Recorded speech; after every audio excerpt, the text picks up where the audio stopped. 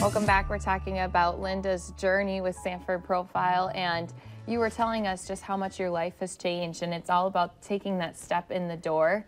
And like you said, you have never pictured your life in the place where it is now. No, and it's great. I'm planning to retire. I'm 65 years old, but I feel like I'm 40. Wow. Yeah, it's great. I mean, I feel like when I was younger, you know, and was doing, I'm very more active, and I'm doing activities that I used to do that I still want to do. Mm-hmm. So she's lost 110 pounds, and yet during the break, you said she's kind of in these final steps. What is, I mean, you would think, hey, I dropped 110, I'm good. What are the final steps? Sure. So the final steps, we transition off of the profile foods and more towards whole foods. So what that can look like for a member, like Linda's always loved mashed potatoes, so that's something that we've been working on incorporating into her plan. And we do it slowly, so it's not like all of a sudden we pull everything out and then add in all this grocery food. It's usually about 150 to 200 calorie increases each week. So it's nice, soft changes throughout the time. And we're with the members every step of the way, so coming in week to week, we can check in on those changes, see what's going well for them, what the strengths are, what the challenges are too. And now we also have Profile Precise, which Linda has taken as well. So now we can customize her meal plan even more for her sustain plan, because we can figure out how her body metabolizes carbohydrates. Mm-hmm. How does that work? What do you mean? So we have this swab test that individuals can take, both members on or off the plan. And then what they can do is we send that into our lab results, and it'll tell us how many copies of the AMY1 gene there are, and that predicts how we metabolize carbohydrates.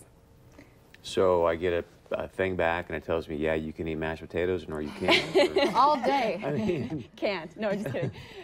So it'll tell us about how much you can have. So every individual needs to have some carbohydrates, you know, especially once we're into the sustain phases. It just tells us how much carbohydrates to have, whether it's a little less than what's recommended, like by the general FDA, or a little bit more. I think one of the big key things too is that there's people walking in the doors with a lot of different goals out there, and that's what's really great is you guys are there to work with each person to reach that goal that they come in with. Yeah.